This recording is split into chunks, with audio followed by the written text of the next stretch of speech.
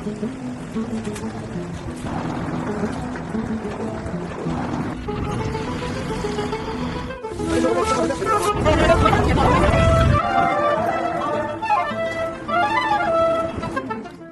warahmatullahi wabarakatuh. Kembali lagi dengan saya Jalan dari kelas 1 KPIP.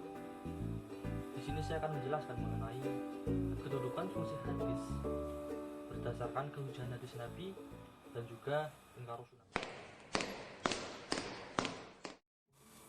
Berikutnya dalil argumentasi nakli dan akli kehujahan hadis Nabi. Yang pertama, dalil akli merupakan dalil yang berasal dari akal pikiran manusia. Akal pikiran tersebut yang menuntun manusia dalam memahami keberadaan Allah Subhanahu wa taala. Yang kedua, dalil nakli. Dalil nakli merupakan dalil yang berasal dari kitab suci Al-Qur'an dan juga Al-Hadis. Dalil nakli ini disebut juga dengan nas atau dalil syar'i.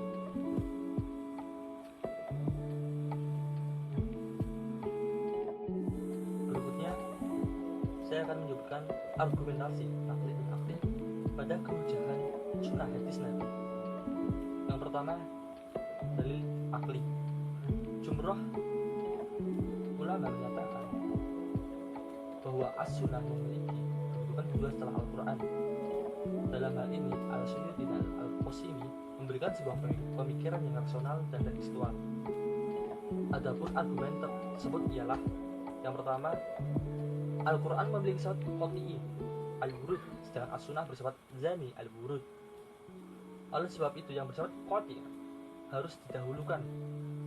Argumen yang kedua, sunnah memiliki peran sebagai penjabaran Al-Quran. Ini harus dipahami bahwa yang menjelaskan as-sunnah berkedudukan setingkat di bawah yang dijelaskan Al-Quran.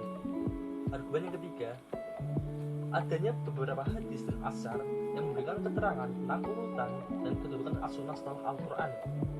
Hal ini bisa dilihat dari dialog Nabi Muhammad SAW dengan Mu'adz bin Jabal yang waktu itu diutus ke negeri Yaman sebagai qadhi.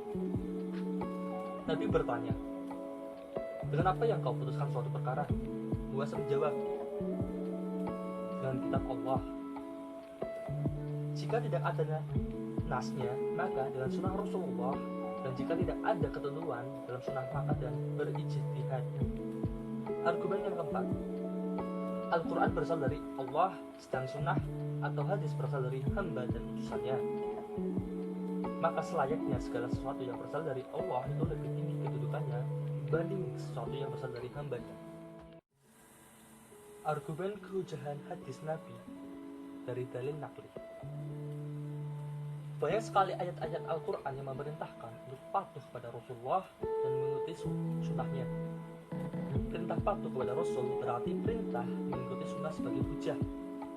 Berikut beberapa argumentasi mengenai kehujahan hadis Nabi dari dalil nakli tentunya. Argumen yang pertama, konsekuensi iman kepada Allah adalah taat kepadanya. Argumen yang kedua, perintah beriman kepada Rasul dibarengkan dengan beriman kepada Allah Subhanahu wa taala. Argumen yang ketiga, kewajiban taat kepada Rasulullah karena menyambut perintah Allah Subhanahu wa taala. Dan yang terakhir, perintah taat kepada Rasul secara berikutnya, fungsi-fungsi hadis terhadap Al-Quran. Di sini, fungsi hadis terhadap Al-Quran memiliki 4 fungsi. Yang pertama, sebagai memperjelas isi Al-Quran atau bayan at-takrir. Yang kedua, bayan at-tafsir, yaitu menafsirkan isi Al-Quran. Yang ketiga, bayan at-tasyri, atau memberi kepastian hukum Islam yang tidak ada di Al-Quran. Yang keempat, atau yang terakhir, bayan nasakh, atau menggali ketentuan terdahulu. Fungsi-fungsi hadis terhadap Al-Quran. Penjelasan yang pertama mengenai fungsi yang pertama, bayan at-takrir. Bayan at-takrir yang berarti memperkuat isi dari Al-Quran.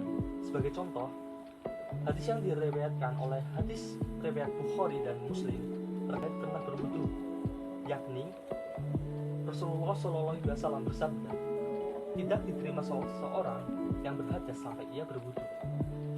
Fungsi yang kedua sebagai bayan at-tafsir. yang berarti memberikan tafsiran atau perincian terhadap isi Al-Quran yang masih bersifat umum atau mujmal, serta memberikan batasan-batasan atau persyaratan pada ayat-ayat yang bersifat mutlak atau takyid. Fungsi yang ketiga, bayan at-tafsir, atau memberikan kepastian hukum Islam yang tidak ada di Al-Quran. Pada fungsi ini, ialah sebagai pemberi kepastian hukum atau ajaran-ajaran Islam yang tidak dijelaskan dalam Al-Quran. Biasanya Al-Quran hanya menerangkan pokok-pokoknya saja, maka hal ini akan diperjelas lagi sebagai fungsi hadis. Fungsi yang keempat, bayan nasakh, atau mengganti ketentuan terdahulu.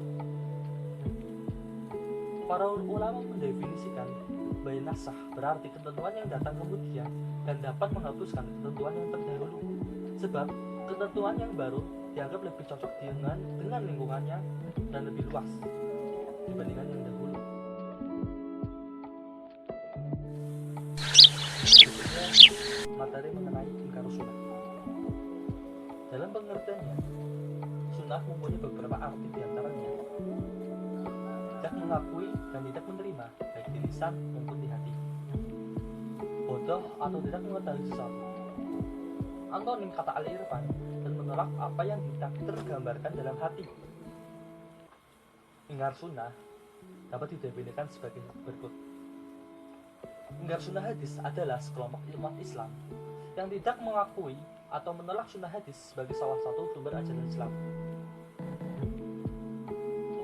Dalam tipologi Al-Syafi'i, seperti yang dikutip oleh Suhudi Ismail dalam kitabnya Al-Umum, membagi kelompok ingkar sunnah menjadi 3 golongan, yaitu yang pertama, golongan yang menolak seluruh sunnah. Yang kedua, golongan yang menolak sunnah kecuali apabila sunnah itu memiliki samaan dengan petunjuk Al-Quran. Ketiga, golongan yang menolak sunnah berstatus ahad. Golongan ini hanya menerima sunnah yang berstatus mutawatir atau hadis mutawatir. Bismillahirrahmanirrahim. Berikutnya mengenai dalil argumentasi, nakli dan akli pada ingkar sunnah. Yang pertama, pada argumen nakli. Sebagai riwayat berikut, apa yang datang kepadamu dari saya, maka konfirmasikanlah dengan kitab Allah. Jika sesuai dengan kitab Allah, maka hal itu berarti saya telah mengatakannya. Dan jika ternyata menyalahi kitab Allah, maka itu bukanlah saya yang mengatakannya. Dan sesungguhnya saya selalu sejalan dengan kitab Allah, dan dengannya Allah telah memberi petunjuk kepada saya. Pada argumentasi yang pertama, menurut para pengingkar sunnah, berdasarkan riwayat tersebut, maka yang harus dipahami bukanlah hadis Nabi, melainkan Al-Quran. Dan menurut hadis tersebut, hadis atau sunnah tidaklah berstatus sebagai sumber ajaran Islam. Argumen yang kedua, menurut para pengingkar sunnah, sesuatu yang zan atau sangkaan tidak dapat dijadikan hujah. Hadis pada umumnya berstatus zan dan hanya sedikit saja yang berstatus qati. Kalau agama didasarkan kepada sesuatu yang zan, maka berarti agama di atas dasar yang tidak pasti. Oleh karena itu, Islam haruslah berstatus pasti saja, yakni Al-Quran. Dalam hal ini, kelompok pengingkar sunnah terbagi menjadi 2. Satu kelompok menerima hadis mutawatir sebagai hujah, sebab hadis mutawatir berstatus qati, dan satu lagi kelompok menolak keseluruhan hadis termasuk yang mutawatir karena jumlahnya sangat sedikit. Kemudian hadis yang lain merupakan hadis ahad yang menurut mereka bukan status qati melainkan zan. Berikutnya argumen akli. Cukup banyak juga argumen-argumen yang termasuk non-akli yang telah diajukan oleh para pengingkar sunnah. Di antaranya yang terpenting adalah sebagai berikut. Pertama, Al-Quran diwahyukan oleh Allah kepada Nabi Muhammad SAW melalui malaikat Jibril dalam bahasa Arab. Orang yang memiliki pengetahuan dalam bahasa Arab mampu memahami Al-Quran secara langsung tanpa harus memerlukan penjelasan dari hadis. Kedua, dalam sejarah, umat Islam telah mengalami kemunduran. Kemundurannya karena terpecah-pecah, dan sebab perpecahan tersebut karena umat Islam berpegang pada hadis Nabi. Yang ketiga, asal mula hadis Nabi yang dihimpun dalam kitab-kitab hadis adalah dongeng-dongeng semata menurut para pengingkar sunnah. Karena hadis Nabi lahir setelah lamanya wafatnya Nabi Muhammad SAW. yakni pada masa tabi'in, dan atba'al tabi'in, yakni sekitar 40-50 tahun setelah Nabi wafat.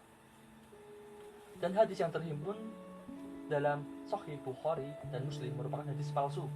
Di samping itu banyak matan hadis yang bertentangan dengan Al-Quran ataupun logika. 40 dasar dari argumen ini sebagaimana yang dinyatakan oleh Qasim Ahmad, pengingkar sunnah dari Malaysia. Yang keempat, menurut Dr. Taufik Sidki, tidak ada satupun hadis Nabi yang dicatat pada zaman Nabi. Pencatatan hadis terjadi setelah Nabi wafat, sehingga dimungkinkan ada kerusakan dan permainan hadis pada masa pencatatannya. Sekian penjelasan dari saya. Jika ada kesalahan, saya mohon maaf sebesar-besarnya.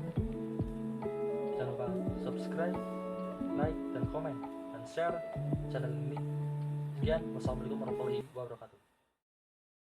Alhamdulillahi Rabbil Alamin, Ar-Rahmanir Rahim, Maliki Yawmiddin, Iyyaka na'budu wa iyyaka nasta'in.